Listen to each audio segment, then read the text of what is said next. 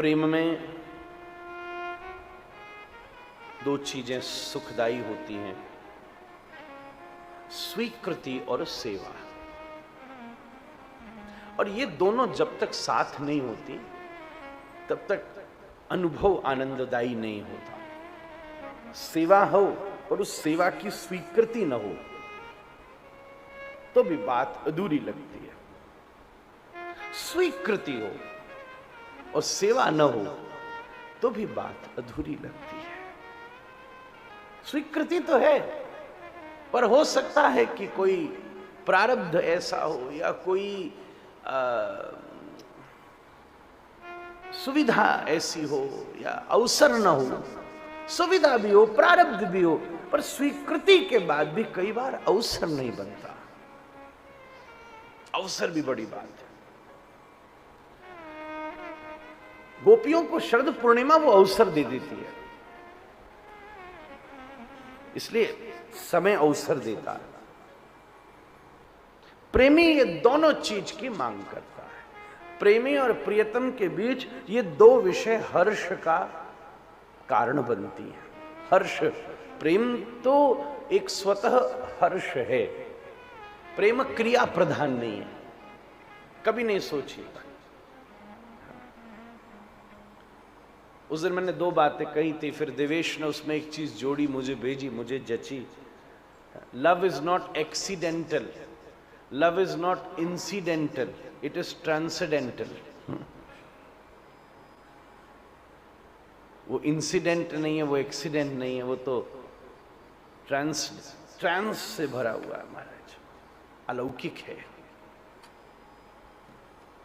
तो प्रेम कोई क्रिया नहीं है, कोई क्रिया से प्रेम परिभाषित नहीं हो सकता। बहुत सारी सेवाओं को स्वीकृति नहीं होती, बहुत सारी स्वीकृतियों को सेवा का अवसर नहीं मिलता। ये दोनों प्रेम और प्रेमी को,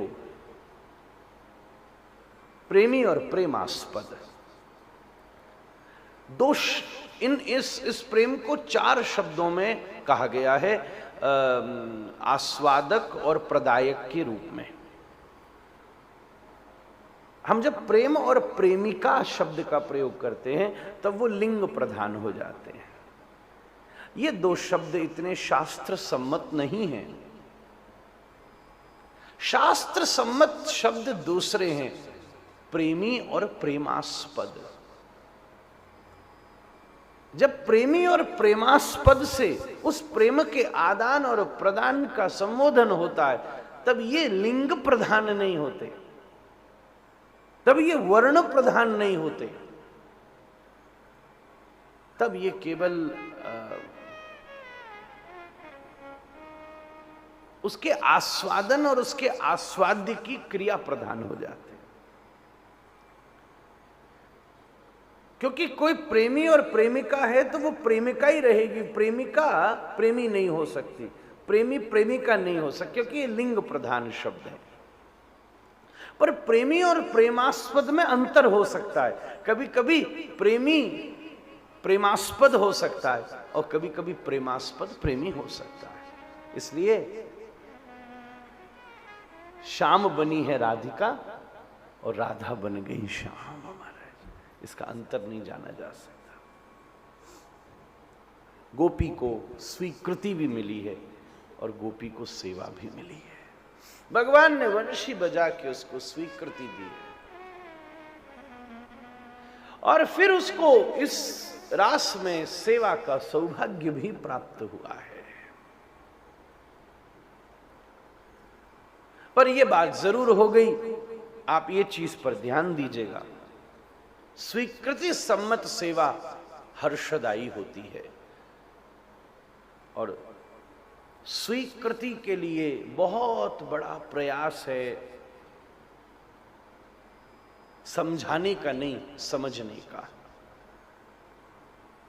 हम प्रेम को समझाते हैं पर प्रेम में समझा जाता है। जब समझ बड़ी हो जाती है तो स्वीकृति बड़ी सहज हो जाती है, बड़ी सहज।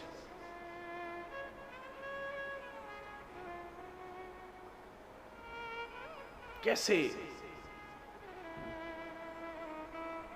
स्वीकृति का अर्थ क्या है? जैसे दूध में शक्कर की स्वीकृति है, स्वीकृति है क्योंकि वो उसको विकसित करती है। नमक की स्वीकृति नहीं है। दूध में नमक डाल दो तो बिगड़ जाएगा दूध, चीनी डाल दो तो बढ़ जाएगा। स्वीकृति को सेवा तक ले जाने में बहुत सावधानी रखनी है। उसी बीच में जरा सी चूक हो गई, स्वीकृति हो गई थी और सेवा का अवसर था, उसी बीच में सौभाग्य का मद चढ़ गया। गोपी आई थी, बस बात बनी रही थी। भगवान बोले चलो, उसी बीच ये नेक्स्ट सी बात आ गई। अरे जिसके इशारे पर दुनिया नाचती है वो हमारे इशारे पर नृत्य कर रहा है। अच्छा, मैं एक निवेदन और करूं इस बात का, ये तो आप सबको समझाने के लिए ऐसा कह रहा हूं, पर ये हो जाना कोई अस्वाभाविक बात नहीं है। कैसे अस्वाभाविक हो सकता? हमें कोई तुच्छ सी वस्तु मिल जाए, हम उसी के लिए आंख तरेर लेते हैं महाराज। एक वो चीज जो 2 क्षण में आपका सुख छीन सकती है। एक आदमी कोई बड़ा नया बड़ा भारी कीमती फोन ले आए, नया फोन हो तो उसको जेब में रखने में उसको संकोच होता है, वो हाथ में जरूर रखेगा, क्योंकि केवल उसने उसको रखना नहीं है, उसको देखना भी है, दिखाना भी है। थोड़ा सा आ जाती है बात, yes I have it, I have it.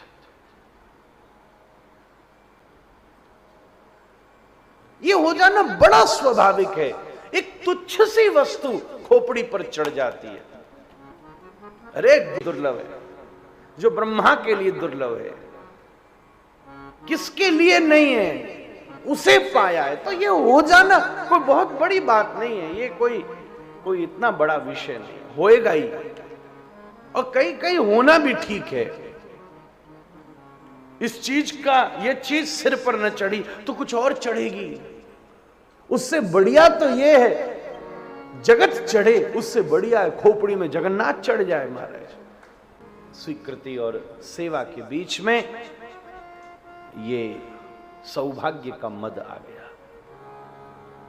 हां हो गई भाई, हां हो गई। बस इतना सा बात ध्यान रखिएगा, हां जब हो जाए तो उस हां को अनुग्रह मानिएगा, सौभाग्य मत मानिएगा। सौभाग्य तो अपने उद्यम से बन सकता है, पर अनुग्रह दूसरे की उदारता से बन सकता है। ये दोनों में फर्क है।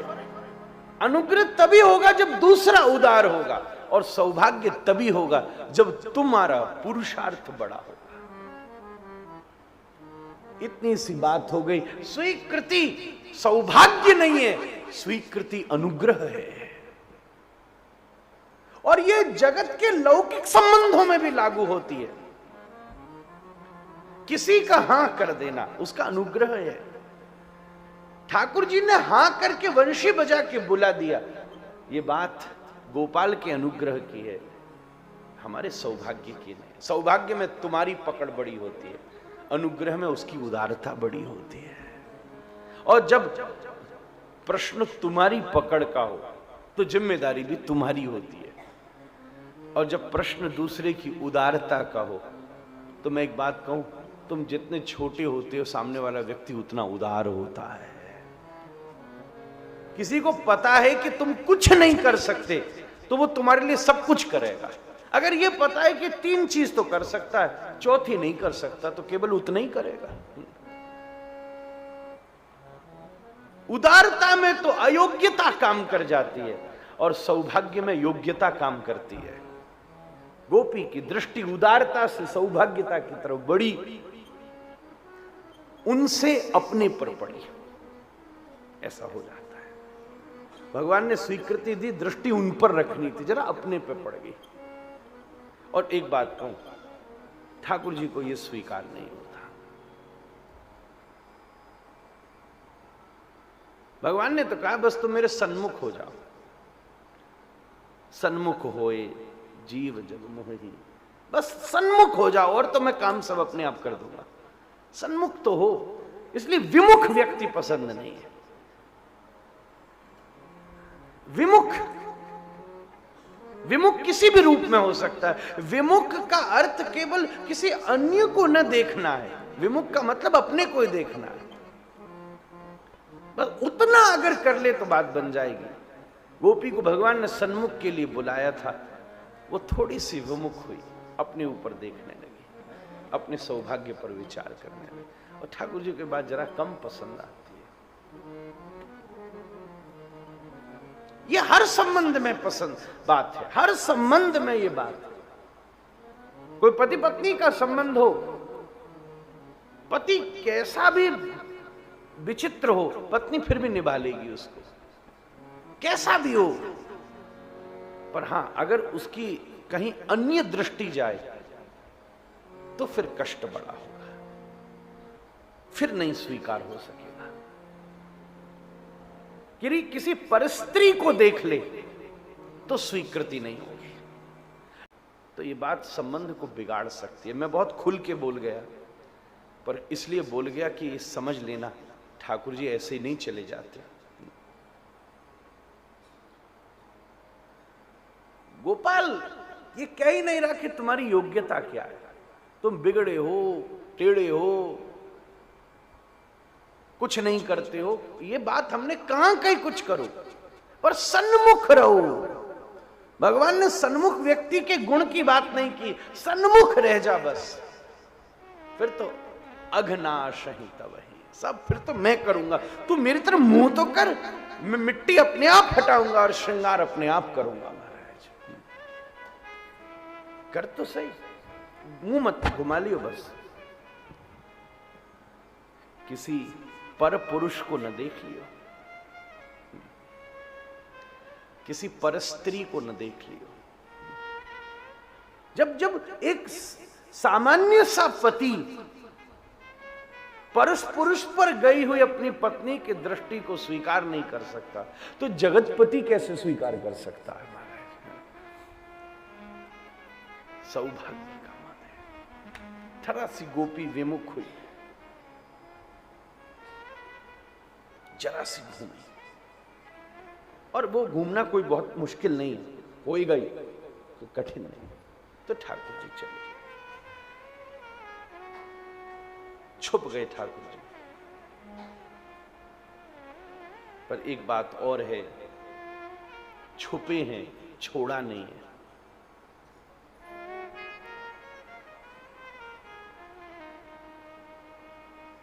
ये जो एक वेटो है, सिंह साहब, वेटो पावर होती है ना प्रशासन में, ये वेटो भक्त के पास है, ज्ञानी के पास नहीं है, वैरागी के पास नहीं है, योगी के पास नहीं है। वहां छोड़ा जा सकता है। और ठाकुर जी बोले छुप सकते, छोड़ेंगे नहीं। छोड़ सकते थे, जा सकते थे, पर ठाकुर जी वहीं छुप गए। जरा सा अनुभव हो जाए इसका, छुप गए, खोई नहीं। भगवान ने कहा नमे भक्त्या प्रणश्यति, अगर भक्त है तो पतन तो नहीं होगा।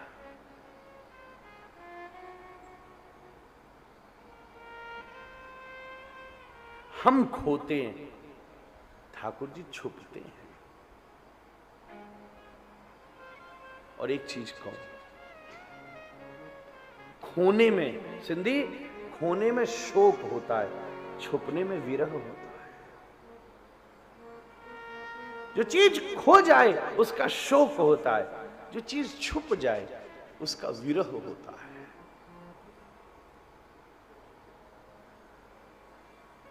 दोनों में एक बहुत बड़ा अंतर है।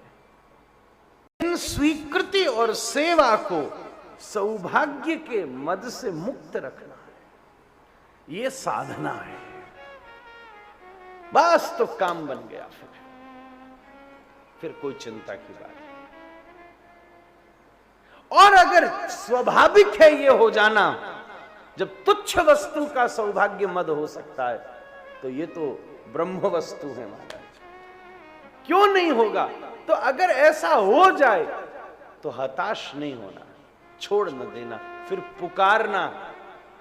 और मैं कह दूं, पुकारने में भी उलझन नहीं होगी, क्योंकि सुखदेव जी ने पुकारने के शब्द निश्चित करके दिए हैं, बस ऐसे पुकार लेना, जयति